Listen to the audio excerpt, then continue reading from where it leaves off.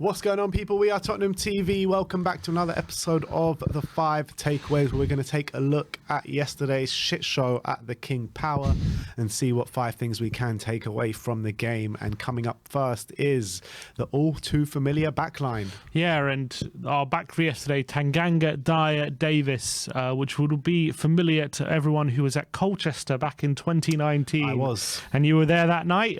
Obviously, we had a sterling performance in a 0-0 draw when we went out on penalties that day, and you'd have thought, they weren't good enough back in 2019. We now sit in 2023, 4 years later, and over 4 years later now, and they're still starting in our back three, and that is a big reason why our defence is laying us down at the moment, despite everything around, the lack of coordination in our defence and everything. All three of them were pretty poor yesterday, and it's an indication of how we've neglected our back line for so long.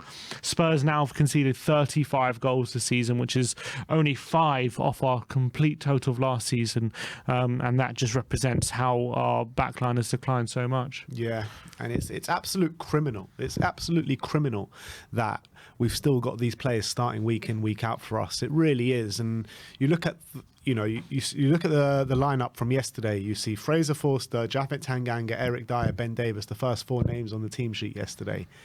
You're like, this is a defence. This is a lineup that should be competing in the Championship or a relegation battle, not someone that's going for, in the next round the Champions League, towards the end of the FA Cup, in the 5th round the FA Cup, and going for the Champions League spaces in the league. It's nowhere near good enough. They've neglected that area of the pitch for so long now. It's a joke. It really is a joke. And when you're looking at the defenders that we've brought in over the past 5 years, we've brought in Joe Rodon, Longley on loan.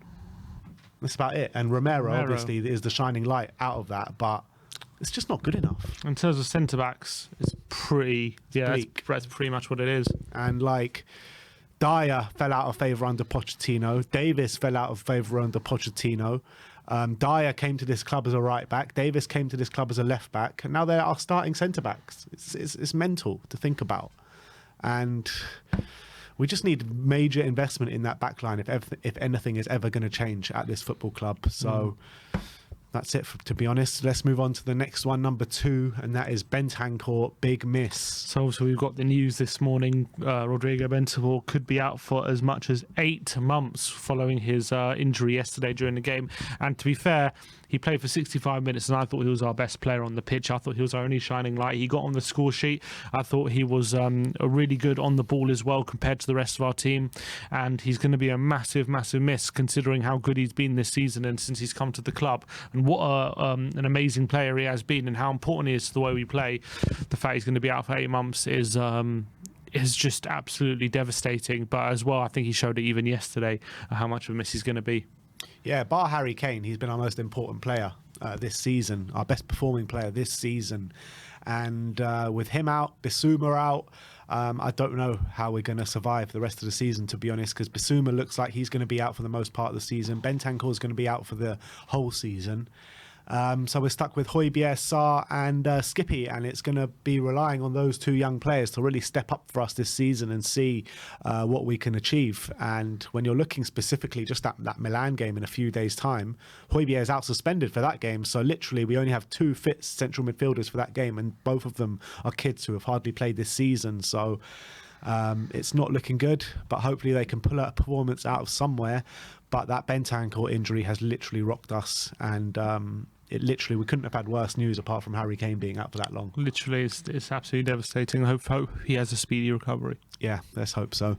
Moving on to number 3, and that is welcome to the Premier League, Pedro Porro. And that is definitely how I would assess his debut. It was a really poor debut from Pedro Porro, I have to say. We're all excited to see what he can do, but he definitely had a absolute a lesson really from Harvey Barnes on that left-hand side. In terms of numbers, no key passes, only completed 1 of his 2 crosses, won 6 of his 11 ground duels, only completed 2 of his 5 dribbles attempted as well.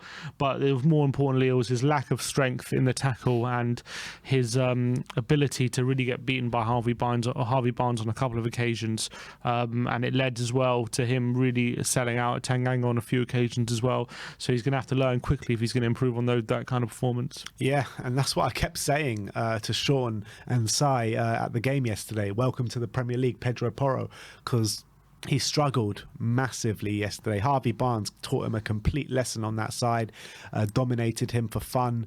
But he's going to learn from it. He'll learn from it. He'll get better. We know the quality of the player, and hopefully he'll produce that for us at some point soon. But I did feel for him a little bit with him making his debut in against a resurgent Leicester side with Japhet Tanganga next to him.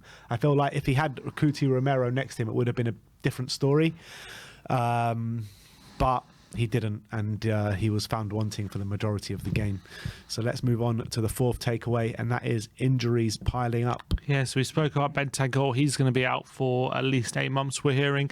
Yves Bissouma set to be out now for 2 to 3 months. And yesterday we heard Ryan Sessegnon set to be out for at least 6 weeks. On top of that, we know Lloris is going to be out for at least 5 to 7 weeks. So the long-term injuries now are really piling up for Tottenham, and it's really, really worrying considering key areas we're going to have to rely on. We know now Perisic is going to have to do a lot of the heavy lifting. We know now Højbjerg is going to do a lot of the heavy lifting. Forster is going to have to play a lot of games now as well. So it's really worrying for Tottenham at this point, considering only a week ago we had a full bill of health. It was all rosy, beating Man City. We had a full strength team out, and all of a sudden within a week we've now been decimated by 4 long-term injuries to the squad, and we're relying on players. We're now going to be heavily relying on players to just not only stay fit, which is one thing, but also do a lot of the heavy lifting on the pitch as well and produce. It's going to be very difficult from now to the end of the season with these injuries. Yeah, and only a week ago we were sitting here being like, all right, we're coming out the other end of it now. Injuries are starting to vanish. We're starting to hit form. We're turning a corner. And this is just so classic Tottenham. Once that's something like that and your mindset starts to get a bit better, crash and bang, and it hits us straight in the face. Bissouma 2 to 3 months. Bentancur 6 to 8 months. Sessegnon, how long is Sessegnon? 6 weeks or whatever it is. Lloris 2 to 3 months. I mean, it's just, you just can't write it at Tottenham Hotspur. As soon as you think you're out of it, they pull you straight back in. But on the flip side of that, when you think it can't get worse, sometimes it does get better. So maybe they can produce in Milan this week, but I'm not holding my breath. And these injuries are going to be detrimental to us. They really are. But let's move on to the fifth and final takeaway, and that is missed opportunity. Yeah, and probably the least of what we should be thinking about after these injuries and that performance we played. But looking at the league table, Newcastle, Arsenal, Chelsea all dropping points, meaning that Spurs, with the loss yesterday, definitely missed an opportunity to gain some points on some of those teams. But the state of play at the moment, still 2 points, only 2 points off fourth, and 7 points off Man United, who are currently in, well, as we speak, Man City are winning, so they're currently in third. So we're going to be 7 points off third as things speak. So those top 3 are getting further and further away from us. Fourth is still just about there at the moment with only a 2-point gap, but definitely, considering we were 1-0 up as well in the game and playing well for the first 20 minutes, the way we crumbled means that missed opportunity is only that much more devastating. But yeah, there you go, missed opportunity. Yeah, it is a missed opportunity, and it makes me think about last season a lot when we beat Man City. Then went to lose to Burnley the next game, and that kind of sparked a resurgence in our form. But the big difference there is that we had no injuries. We had 1 game a week. Now we have to contend with Champions League. We have to contend with FA Cup. And on top of that, most of our most important players are getting injured, and not just small injuries. You're talking about long-term injuries as well. So if Spurs are going to do this season, it's going to take one hell of an effort from every single player in that team, one hell of an effort from Antonio Conte as well and the coaching staff.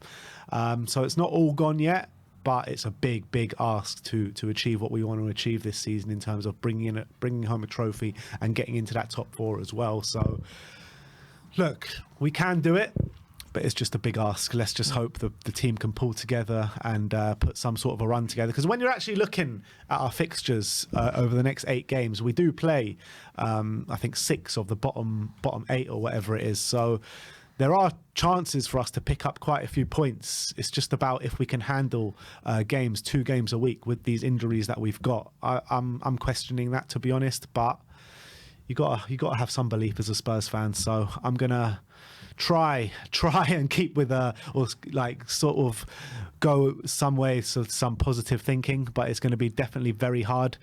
First step is Milan this week in the San Siro with no Bentancur, no Bissouma, no Højbjerg, with Pape Matar and Ollie Skip playing in the middle of the park. So we'll just have to see how we go.